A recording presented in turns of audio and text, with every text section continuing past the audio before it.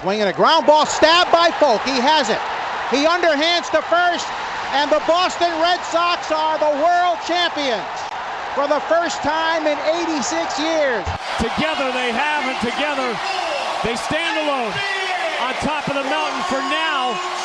And once again, the Boston Celtics stand alone for all time. It is banner 18. No icing. For the first time in 39 years, the Boston Bruins have won the Stanley Cup. And a title for the Patriots! I can't believe it! They have completed the greatest comeback in Super Bowl history. Good morning, listeners. Welcome into episode 70 of A New Era podcast. My name is Hanson, better known as Fryddy online, and I am joined here by my dad and co-host, the OG Frid. Dad, would you like to say hello to the listeners this morning? Yeah. Good morning, newbies. Good morning there, Fryddy. Good morning.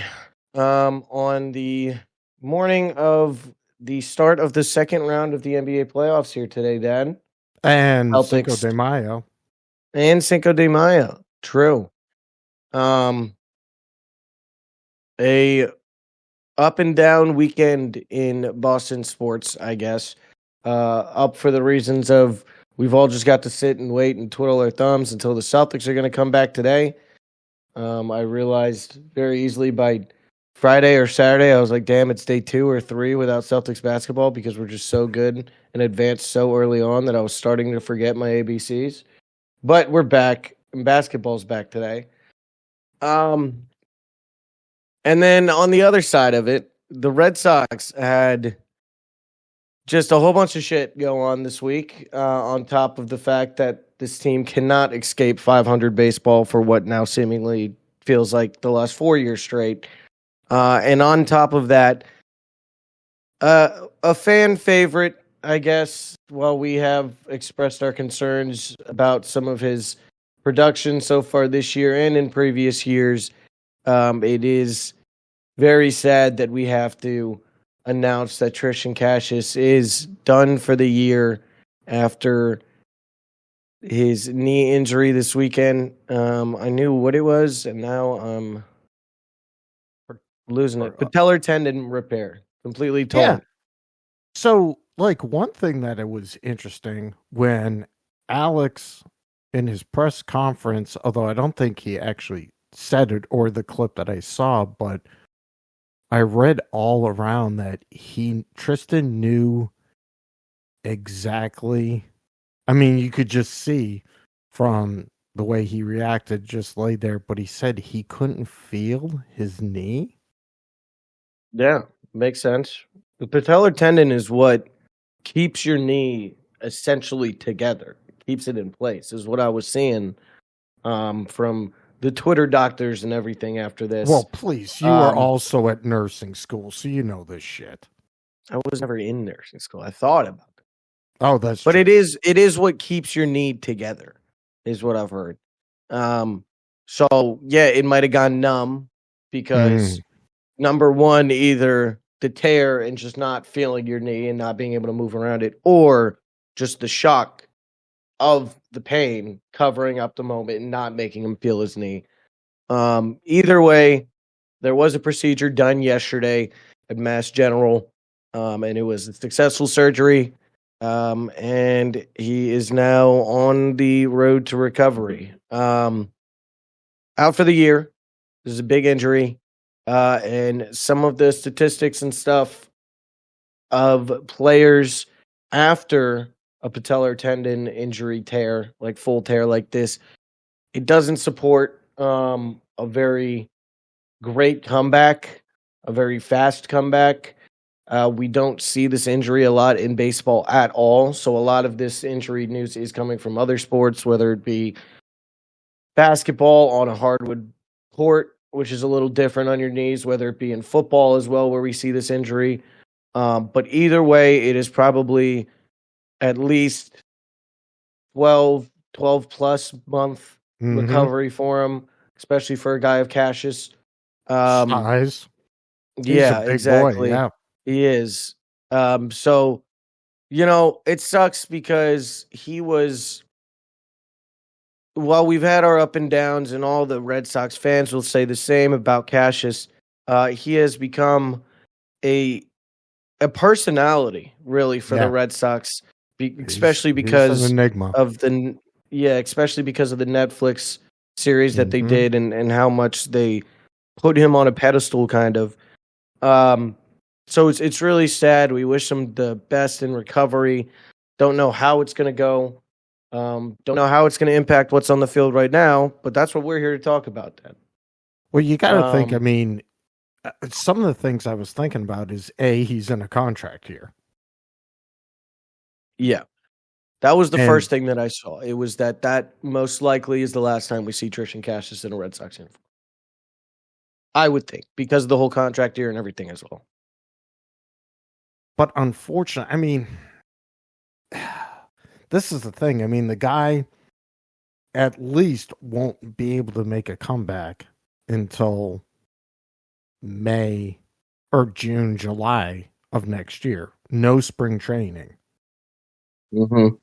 You know, it's and obviously too, the movement and everything around, because he was a decent a very high rated defensive first baseman, that's going to be lost.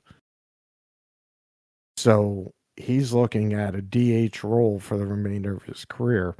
What would be really awesome from our management team would be to offer some type of contract. Yeah, whether it be a year that's relatively cheaper. Yeah. Just to see if you can come back. Just to see if we're still playing meaningful baseball left into the year, later on into the year there. You come back in June, get your feet under you in June, start to really come around in July. By the start of August, you might feel full speed as if you went through spring training, and then you're with them for a run. But like you're saying, it is primarily probably a DH role. And this creates a little bit of confusion now. Where the other side of the diamond was where all of our questions were coming from at the start of the year, and who's going to be on third. And I know even you and me brought up the idea of, well, what if Devers goes to first and Casas goes DHing?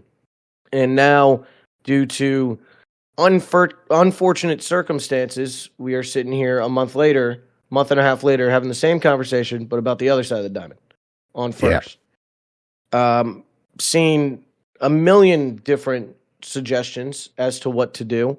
One of them, the one that makes the most sense to me, would be give Devers a first base glove and see if he can do it. There's also, Romy is going to continue to play some first, but as much as I love him, Romy is not an everyday first baseman for you.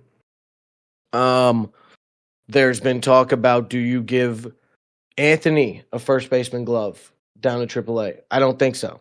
I think you keep him. I think you try to keep him for the outfield, whatever it may be. There's been talk. Does Mayer even try to? I don't think you do that. I've heard something about, we know the defensive versatility of Christian Campbell. Can you give him a first base glove? Can you bring Mayer up to short? Can you put Story at second? Story's been very good defensively this year, and in 2022 when he played second, he was pretty good there too. Is that a route? Maybe. I feel like there's a bunch of different routes that they're going to try to take at one time, so they have a bunch of options open for first. But the one that I think is the realist one, I guess, the most realistic one, and the one that we'll see sooner rather than later, because they had him with a first base glove yesterday, and I think it was just yesterday for the first time. I think until we get it figured out, if it's going to be Devers, if it's going to be Campbell, whoever it may be on the active roster, until then, it's going to be Romy and Vaughn Grisham, I believe. He was taking first base yesterday. Like I said, in AAA, he had the first base glove. They're hoping with his size and everything that he could do it.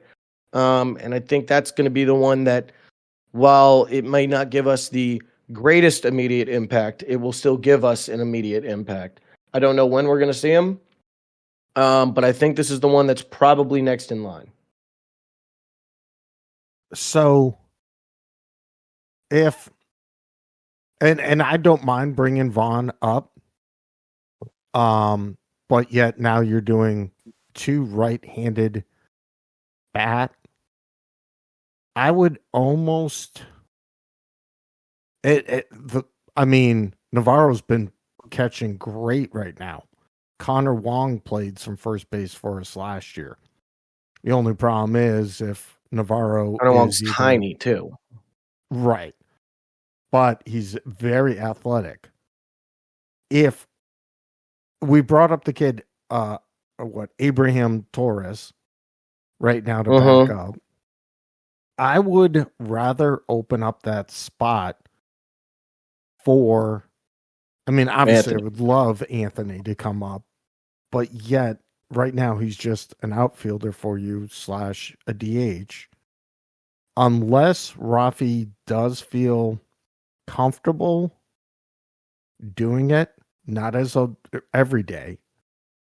And when he is there as a lefty, although Roman is a lefty too, you're taking away a right-handed bat out of lineup. Almost bring up Marcelo at this point. And the only reason is Romy is your utility player. And now having him play every day at first, you just lost that. And then having Abraham, who's only a first baseman.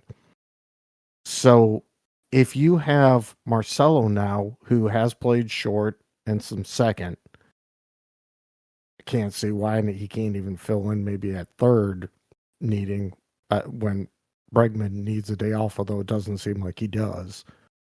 But you have your versatility there. You could always put, as I said, then Connor at first, Romy takes a day off. We just, the neat thing about this team, and I think we said, we had this utility spread versatility amongst a couple players. And now, you've just taken that away with having Romy have to play every day or most of the day at first.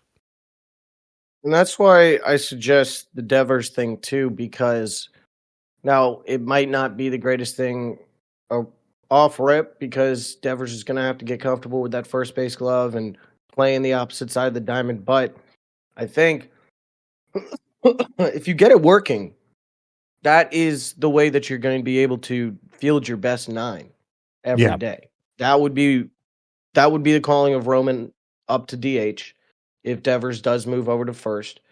And then you have a way to get Roman in this lineup as well. Then you're running probably Duran, Devers, Bregman, Roman, Campbell, Story, and then whatever else happens at the bottom. I don't know. Is it a Rafaela? Is it a Willier? Where did they fit in there?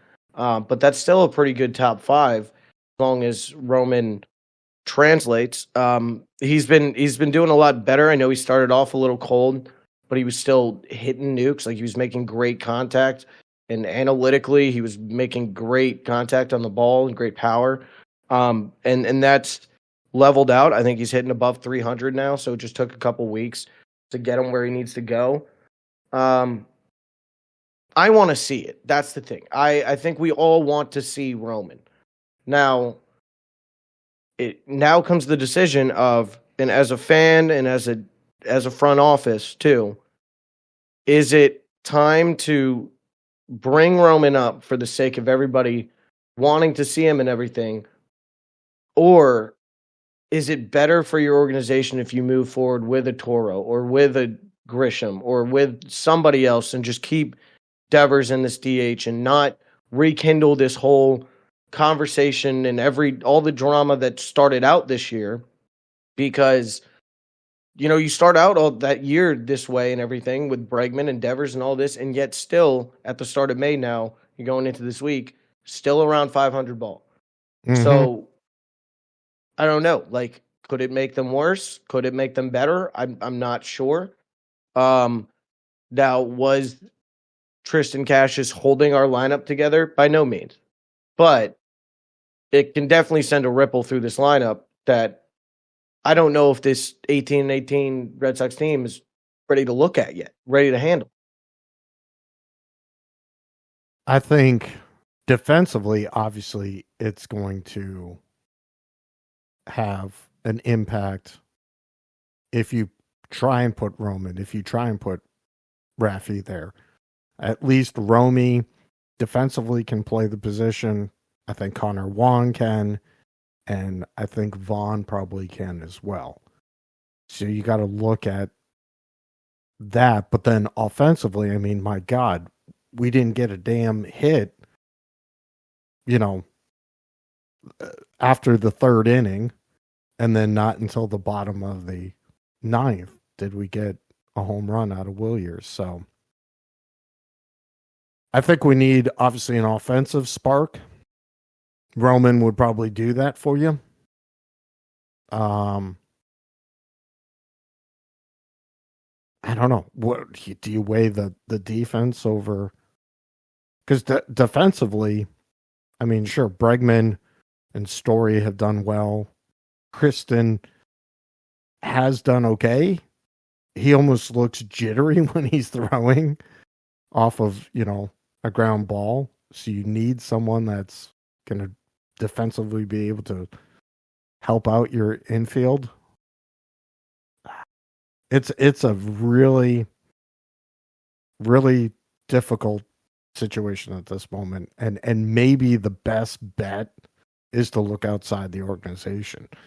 You could float Matza and somebody else to get somebody, but then, yeah, it's just putting a logjam on the future, what you have.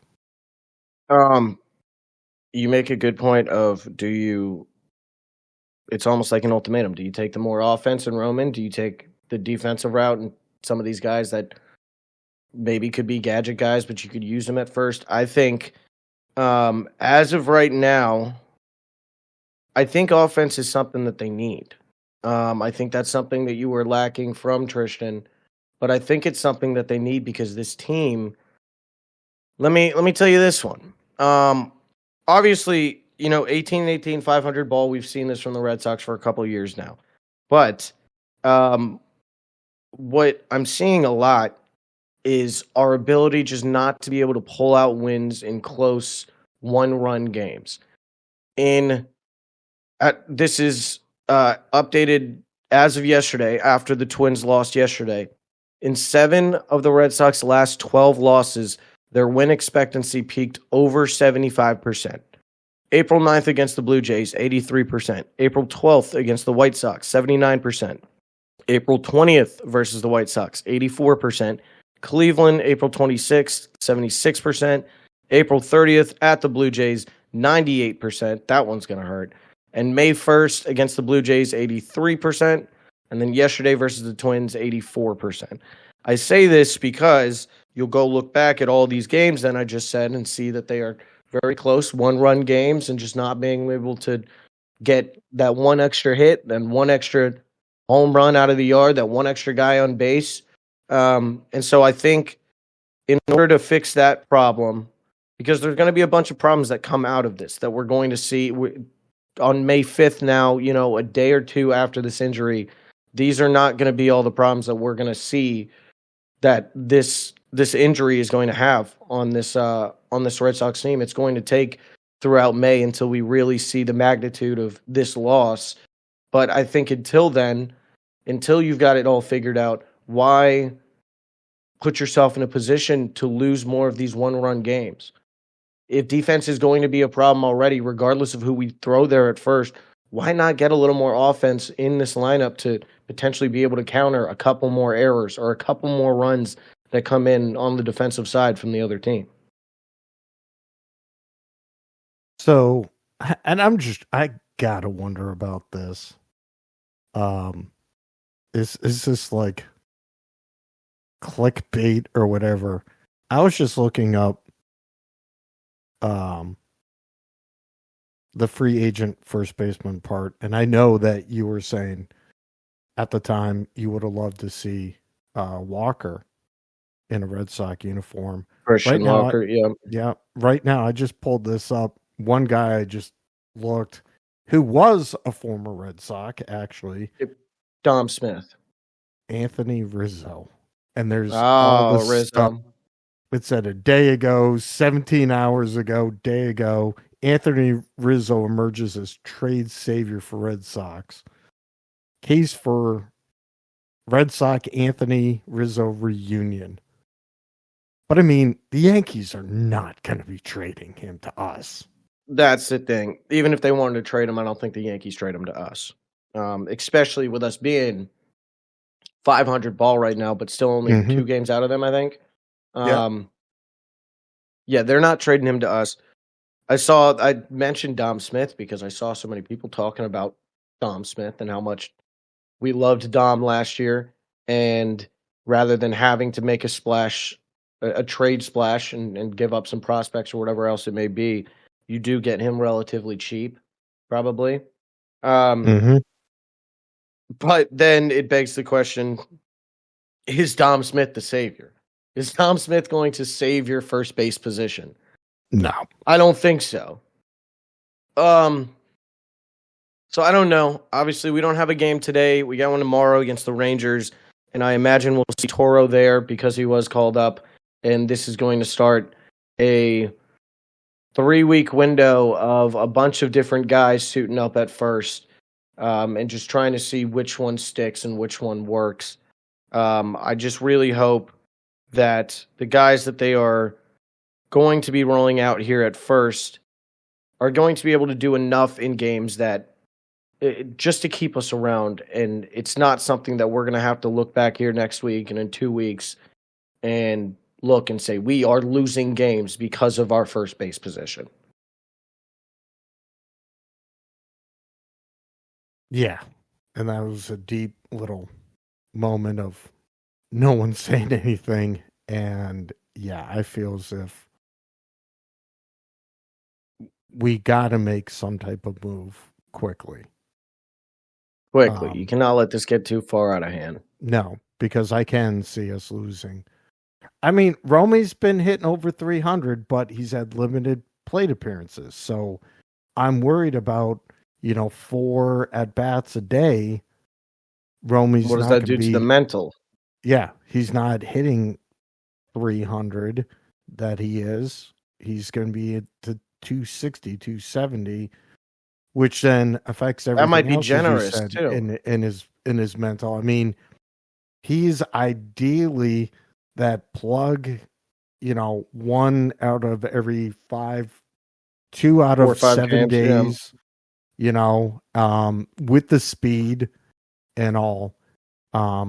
Yes, I love his defensibility at first, but I don't think the offensive production can withstand being your everyday first baseman. Yeah. Well, at least good news on the Sox. I talked about this last week because he was back and he's looked phenomenal so far. Brian Bayo start the season. We brought it up last week with the 5 innings, 1 earned in his first, 6 innings, 3 earned in his second. In his third start, went 6.2, 1 earned run. He's had 2.55 ERA through 3 starts. He's looked better every time out here. That's good news. I just want to bring that up to change the vibe here.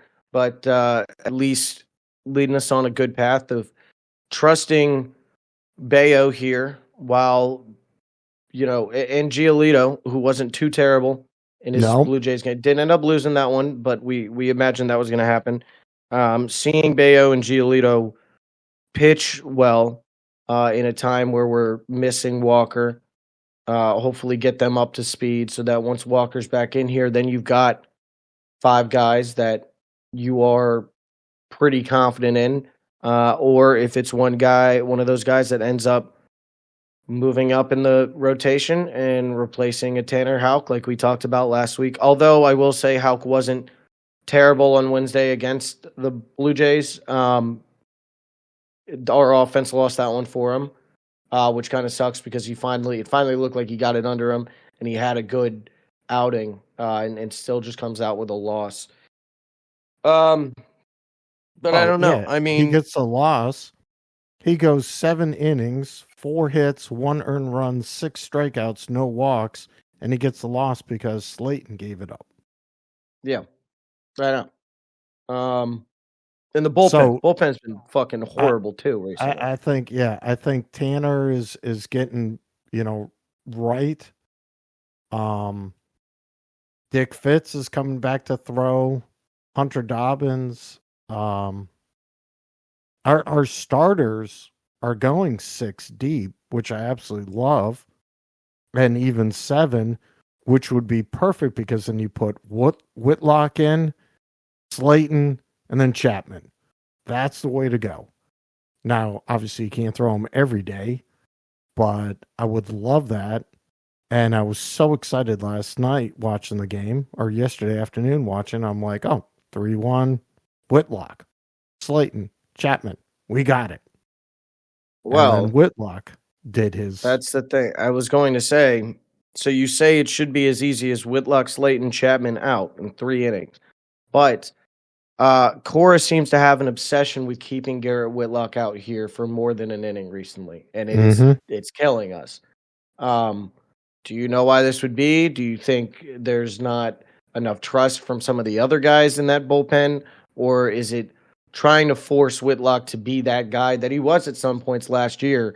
But it's just early in the season. But it's losing games. Him staying in here too long. I know we saw great moments last year of Whitlock being one of those long reliever guys that can go 2-3 for us to save a game because our starters weren't where they needed to be. Well, now they are. And yet we're still looking for Whitlock to go out there for 2 innings and just give up runs. I don't understand the commitment to it, that we've seen this over and over where he should only be going in for 1 and he comes back out for another 3 batters and that's where stuff explodes. Do you know what the love is here from Cora? Why is it the no trust in the bullpen? Is it the hope that Whitlock's going to refine his form from last year? Or is it just kind of a, we don't really fucking know what to do, so we're just going to hope that Whitlock doesn't blow up thing? I think he has him and AB have absolute, love for him to go the 2, if needed. I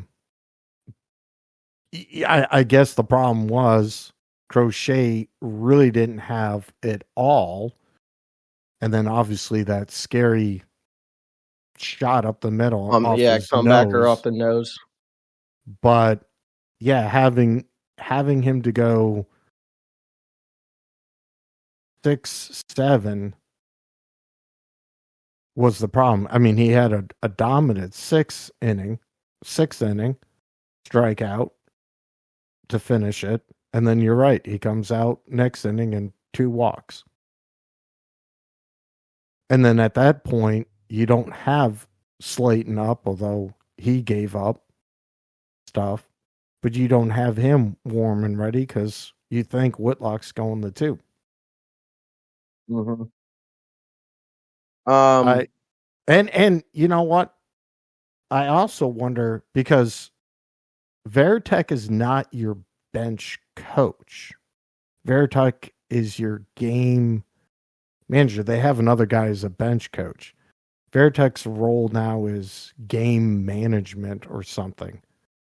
And I wonder, I saw Veritek more next to Cora yesterday than I have in a bunch of days. It always seems like Cora is right next to Bailey's right next to Cora, like throughout the game.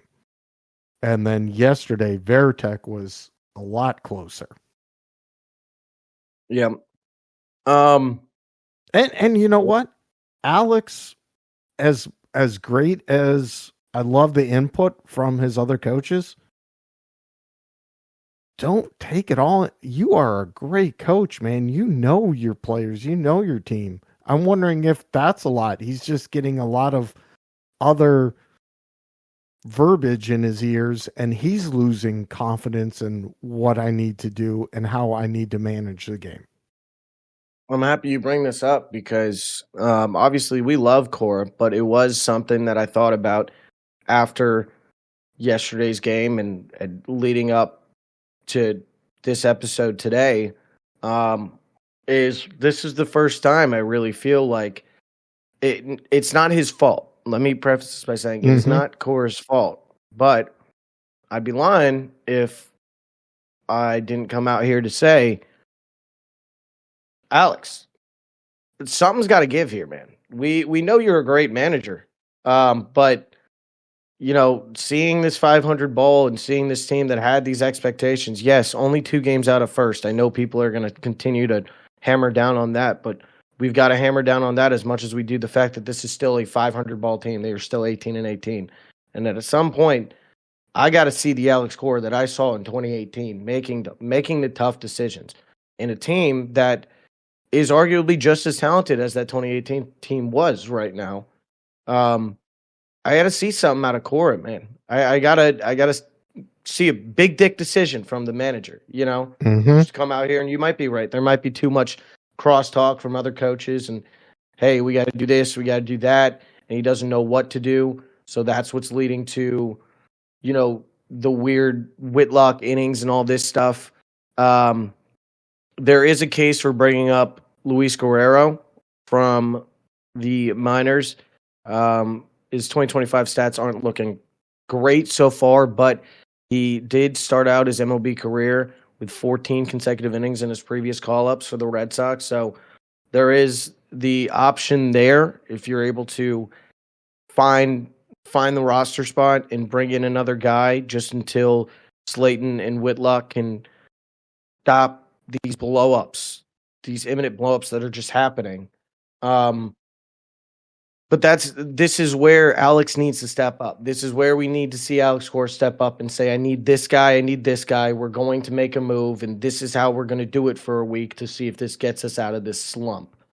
I know he's got it in him. It's just a matter of don't do it too late. And I think Alex Cora needs to get that into his mind. It's time to put on the big boy pants because we don't want this to continue to linger, and then in a couple of months, going into June, July, you still haven't made these big adjustments, but then you're getting the media pressure, you're getting the fan pressure, you're getting the front office pressure of, hey, this has been going on for a little bit. We would have expected some sort of decision, some sort of move from you as the manager. I just hope it doesn't get to the point where everybody is sharpening and pointing their sword at Alex because he's took too long to make a solution out of this problem. I think also, unfortunately, at 18-18, but you say we're only a game or 2 games out. That is a problem in itself. I'm sure a lot of people can sit back and say, yeah, we don't look like on paper, we should be better than a 500 team. Obviously, on paper, we keep on saying that. I mean, it's a very talented team. But the Yankees haven't run away with it yet. Everybody else in our division and the Orioles are not playing well. Just putting along. And it's like, okay, they're not playing well. We're within striking distance of the Yankees, but yet, we could lose out on that. I don't want to go into what we did last year in September going, oh, we still have a chance for a wild card. Oh, no, we're out. Oh, no, we're back in. Like, I think the Tigers and the Guardians and the Royals, those are who we have to watch out for. I think, and this is something too where they are seeing this 18-18, 2 games out of first, and they are not wanting to identify the problem because it's, hey, we're still in second place in the division, but like the longer you look at this 18-18 and the longer you just try to push out the inevitable is just leading to comfort in beating mediocre, which is really the problem that we're seeing here is this team that should be better, knows they can be better, but is just being comfortable with being mediocre because it is allowing them to stay in second place in the AL East. This team on paper, this team in the clubhouse, this team on the front office, they are better than the product that we're putting out there on the field. And if they're going to continue to just kind of sit by and wait it is just going to continue to grow this comfort in being mediocre and being in second place just because they are. And you don't want that to take over the organization. You don't want that thought of it's okay that we can scoot by at 500 because we might scoot into the wild card, like you're saying, at the end of the year, because then everybody, puts the weapons away. They get a little bit comfortable. They get a little bit timid. And it's just going to create a lot of uncertainty in the team. This needs to be changed quickly. It needs to be figured out now because this team cannot stay comfortable with being a mediocre 500 team on paper throughout the majority of the year.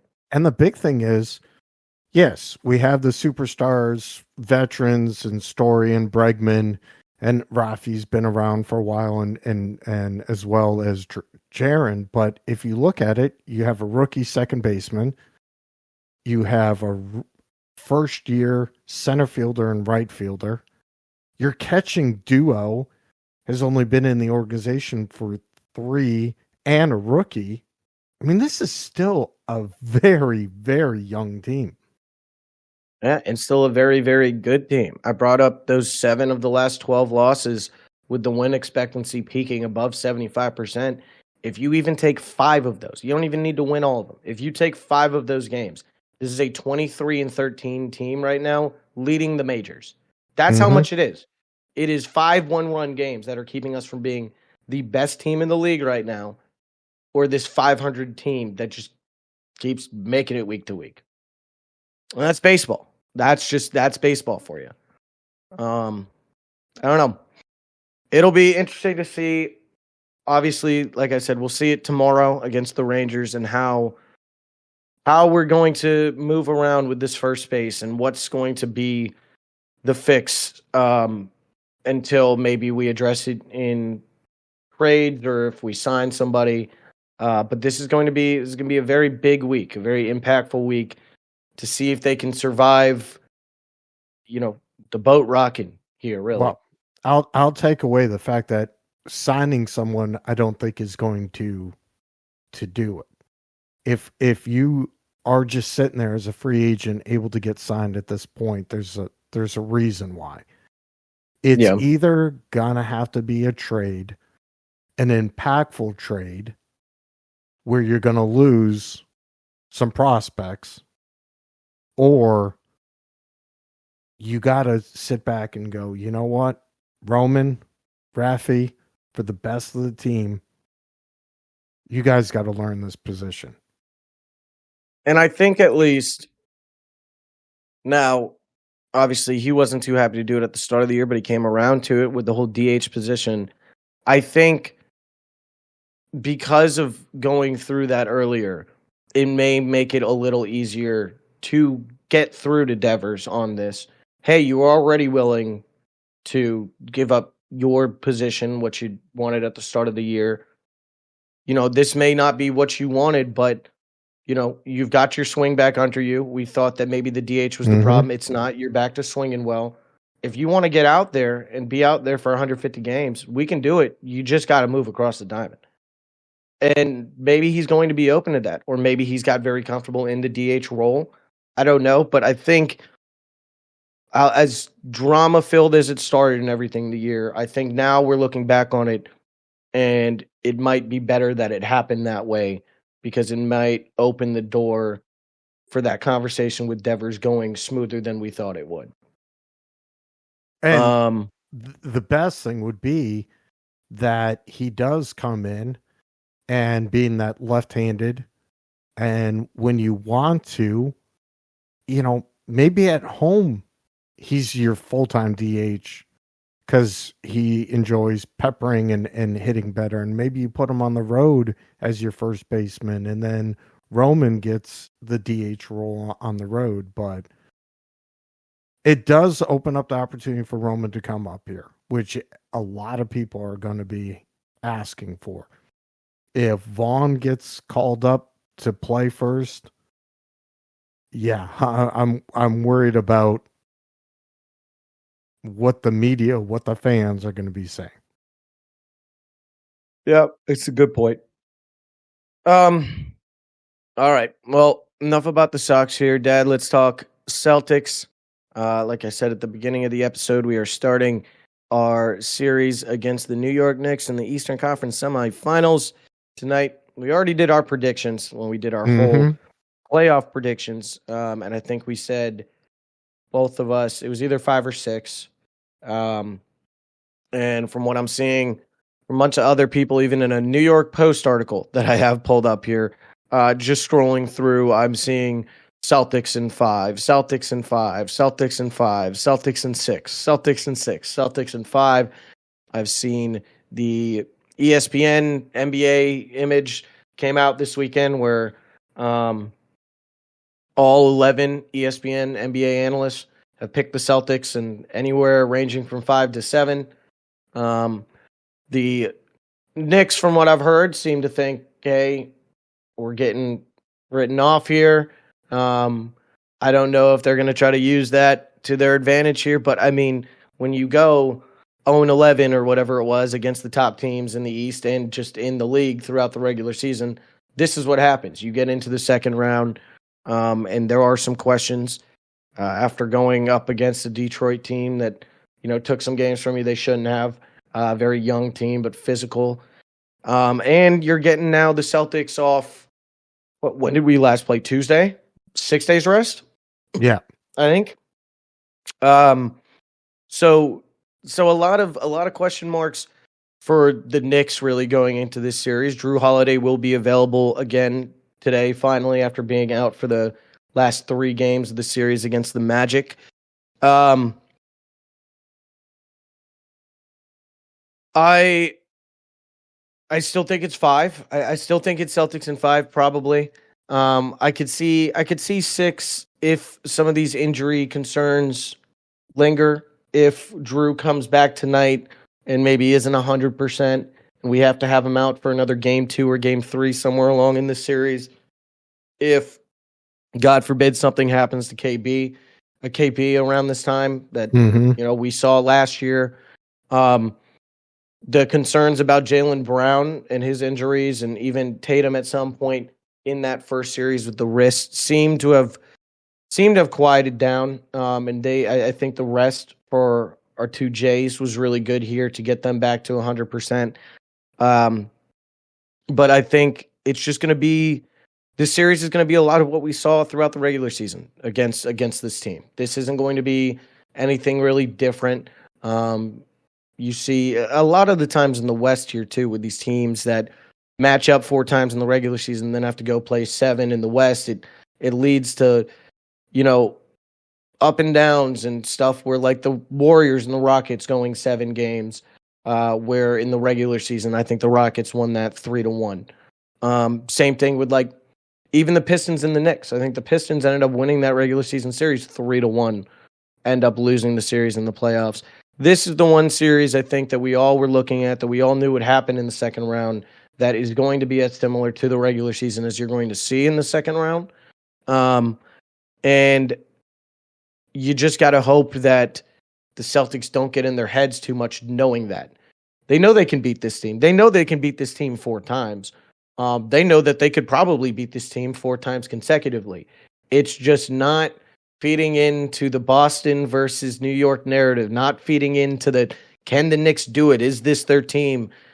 I talked about this all throughout the offseason, especially after the Mikal Bridges trade. This team, this New York Knicks team right here, was built specifically to beat us. It was not to win an NBA championship.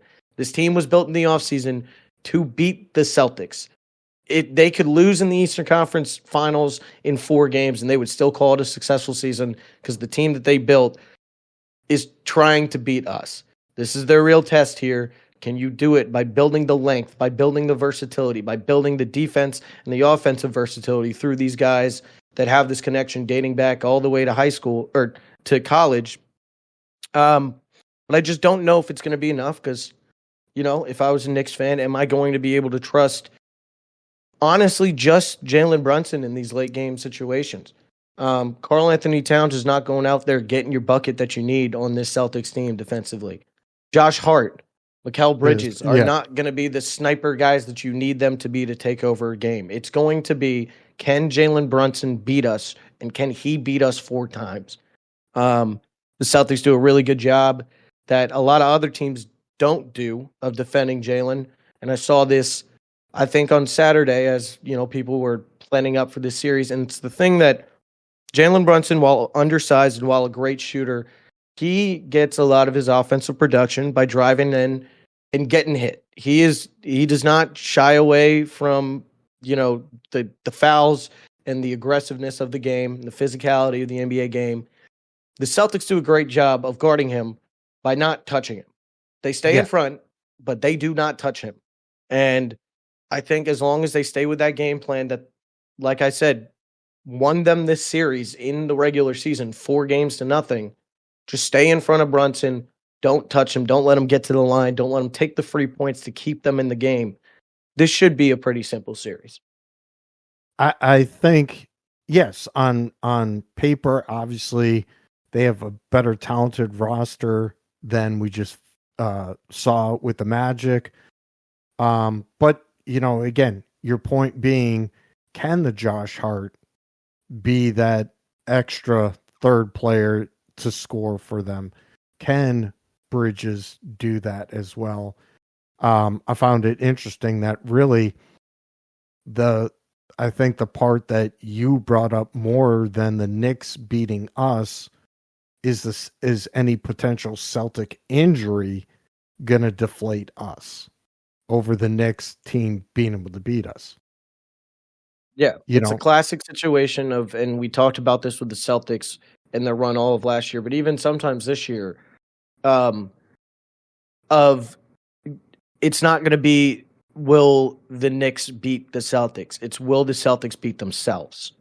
Because of injury.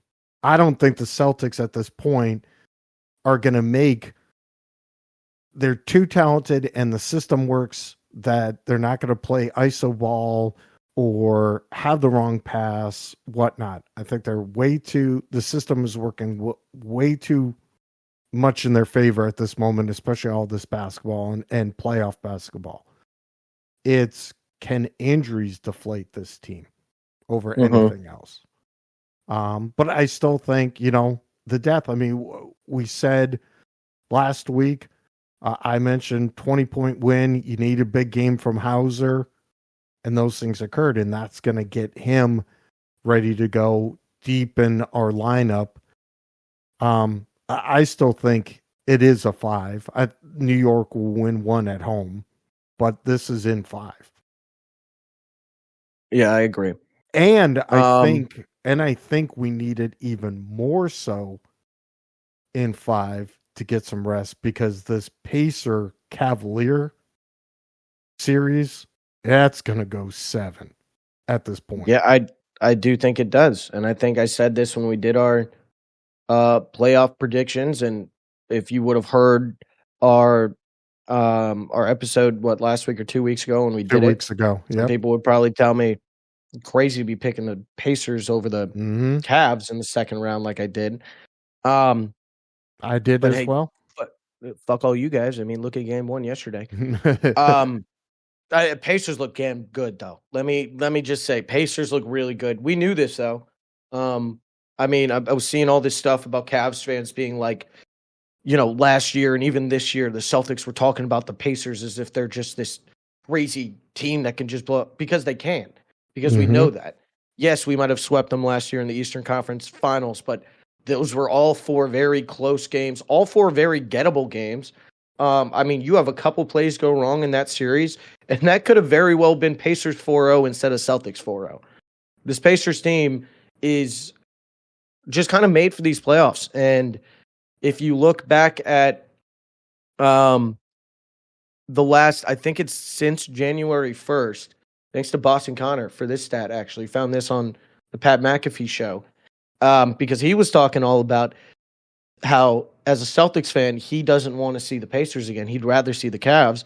And I think I agree with him, because dating back to January 1st, after the super hot start to the season that the Cavs had, the Pacers and the Cavs ended this season basically the same, almost within a game of each other. I think Cavs ended it 36-14 after January 1st, and the Pacers were 35-15. So they got hot at the right time. And this is what they do. This is what they did last year, and this is what they're going to do again this year. And I definitely think it could go 7. You're right. I think getting out of here in 5 games and taking some more rest is going to be huge, because regardless of who comes out of that other side of the East, if we do beat this in 5, these guys are going to want to run. We play the slowest pace in the NBA. These guys are going to have a whole 6-7 game series of just running up and down this court. I hit the over last night, and that cleared with ease. And that's how this series is going to be. So they're going to be up. Those legs are going to be moving. They're going to be working. It will be good for the Celtics to get the rest, to be able to feel 100%, get the gas tanks back up, because you're going to need to fly with these boys, whoever comes out of that other side of the East. Last thing here, Dad, I'm looking at the line for tonight. We got Celtics -9, over under 213. Celtics -380 on the money line. Are you saying that we cover tonight in game 1 in Boston, or do the Knicks keep it within 10?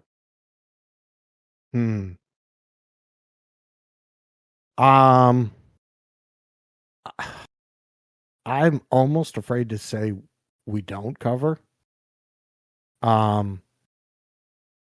I'm probably worried about a fourth quarter in which we keep it tight, or the Knicks outscore us to keep it within that 10, under that 10. I think it all depends on the first quarter.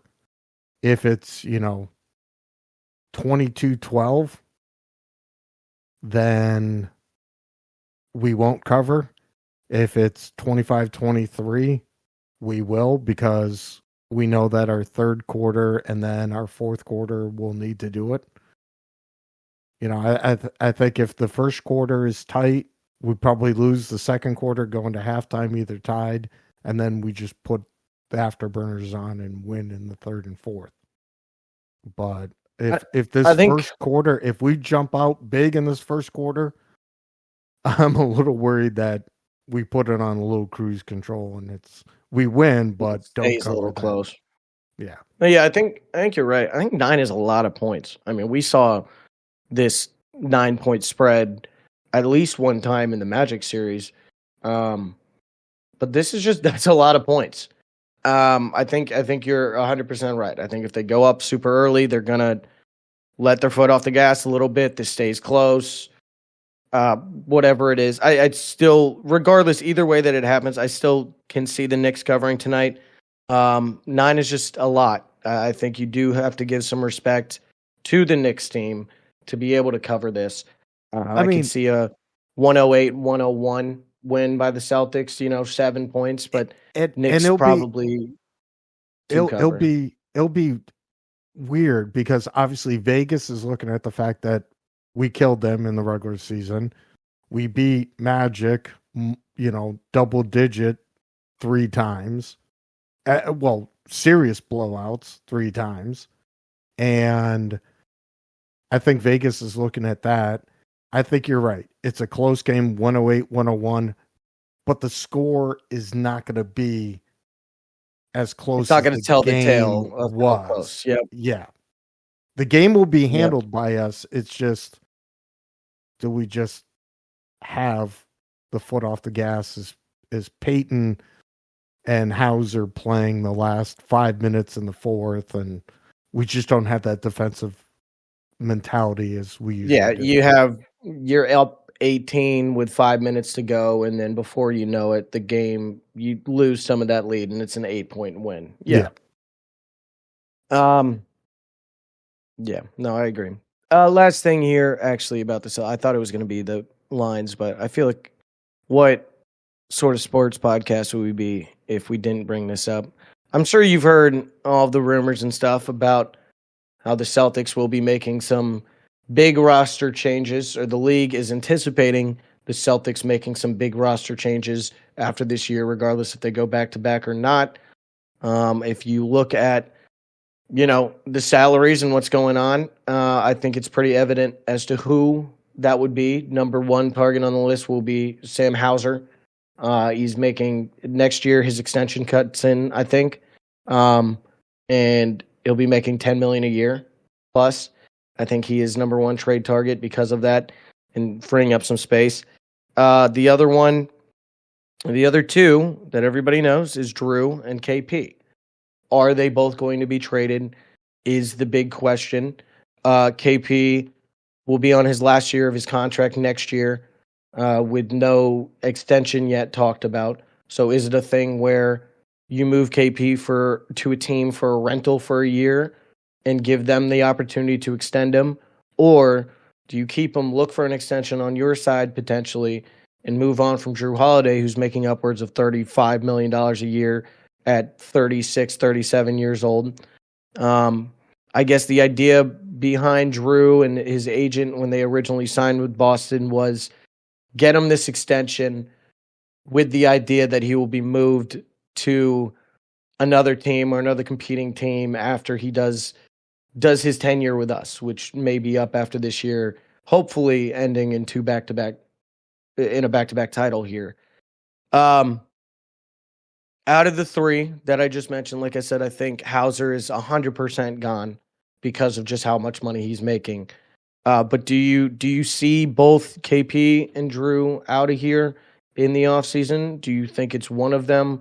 And if so, what do you think the Celtics' long-term plan is to figure out how to balance this and how to balance a really, really, really large salary sheet for their team right now?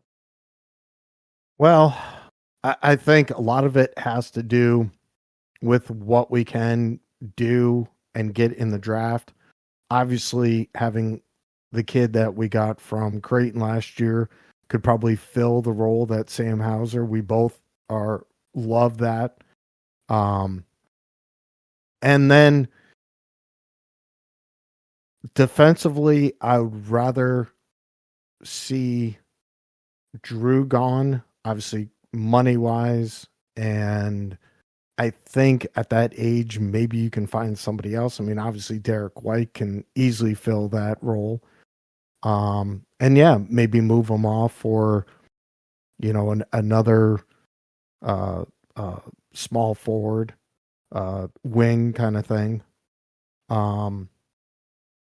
I think you need KP.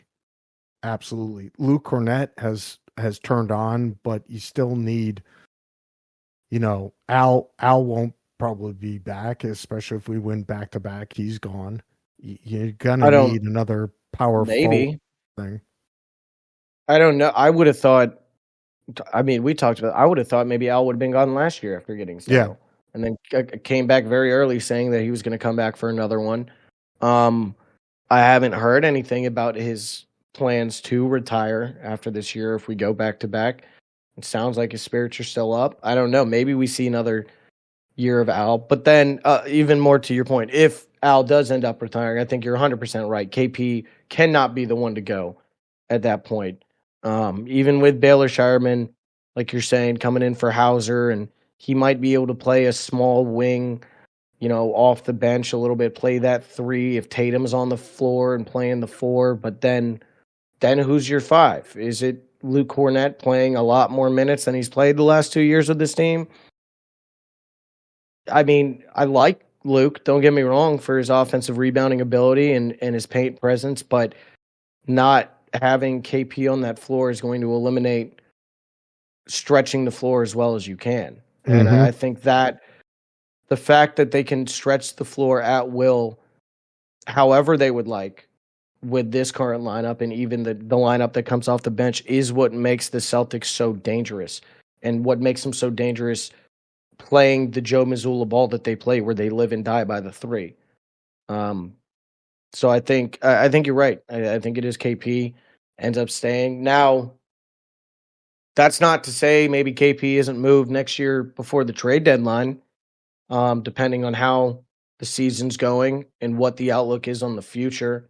But I'm right there with you. I think if the league is anticipating these changes, I think the front office probably is already too, but they're doing a great job at not entertaining this point, because this is what the media is trying to do, is throw this issue into the team right now, this kind of last dance mentality. That's what they're trying to do, is trying to split them up. I think the Celtics are doing a great job not really entertaining this and just saying, fuck the outside noise. We have a championship to win. We'll get to these problems when we need to in the offseason. That's what the offseason's for. But I think you're right. I think it's Sam. I think it's Drew. But hopefully on their way out, we can leave them with a back-to-back title.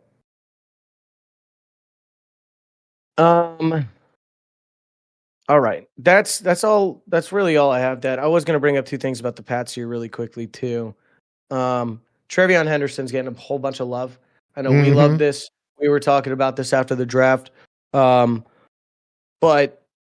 it is not just us. I think it took a week, but people started to realize how great this landing spot is for him and how dynamic of an athlete he is. This one, what is this?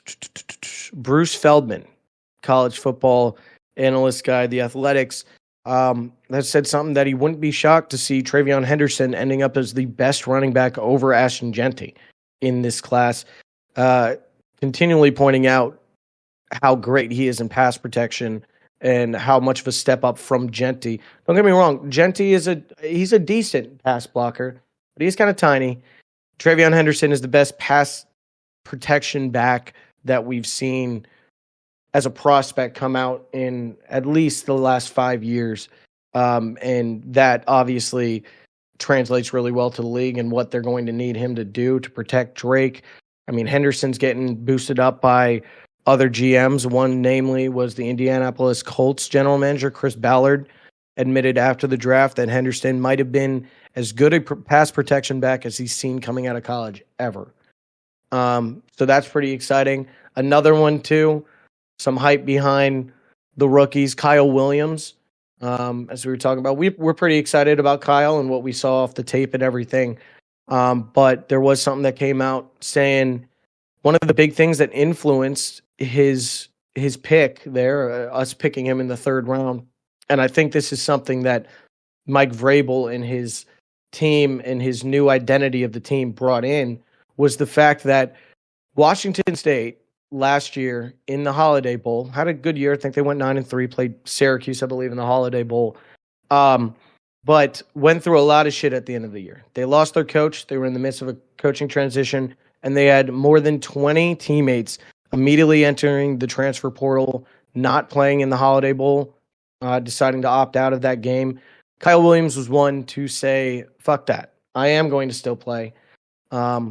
And a mentality like that definitely stood off the page for Vrabel, I believe, and the Patriots front office, and that was a big reason why he did end up getting picked in the third round for us. So just a bunch of good stuff that we're hearing about these rookies in this rookie class. I mean, we knew it. We talked about how perfectly we felt like they drafted. I tweeted something out on our New Era, on my account, but then retweeted on New Era last week about how the average consensus rating was that the Patriots did have the best draft out of all 32 teams. And then all these stories and these points coming out about these rookies are just continually helping that point.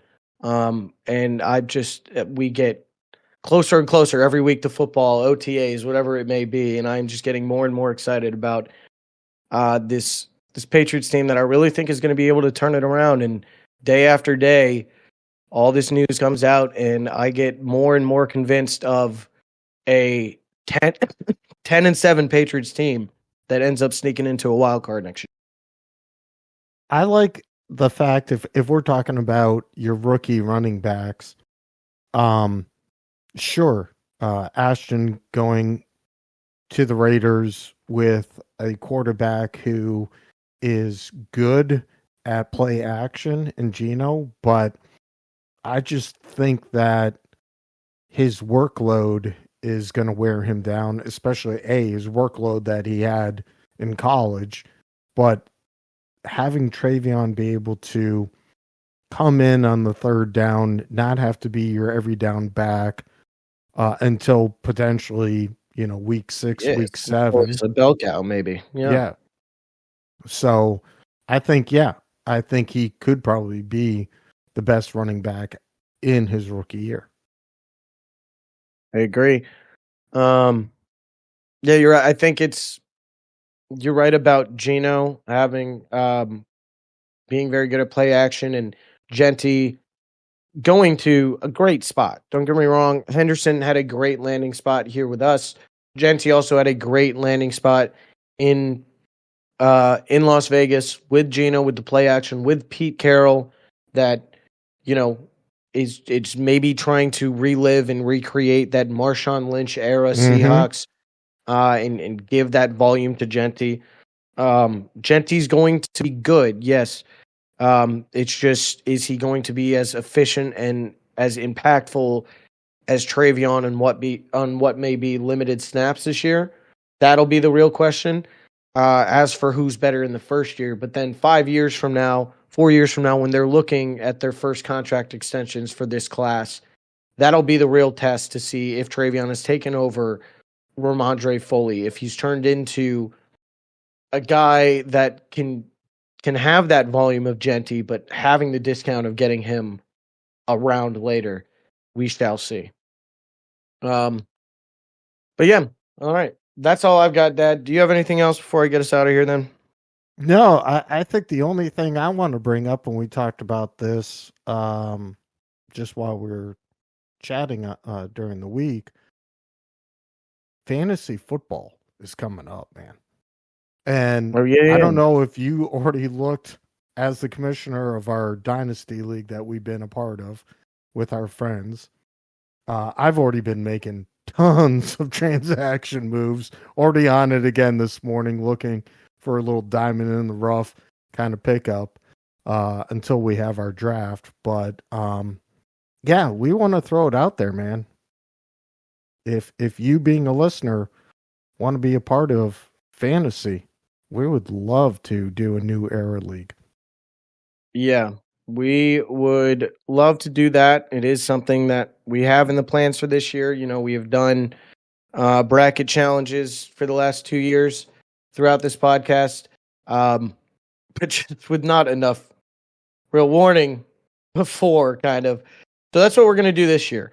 We're given 4 months in advance here of a fantasy league. We're probably 4 months on the dot as to when the NFL season will start back up. So if you'd be interested, this segues this perfectly. Let me know on any of our platforms. On the social media platforms, you can send us a DM or you can shoot us a tweet, whatever it may be.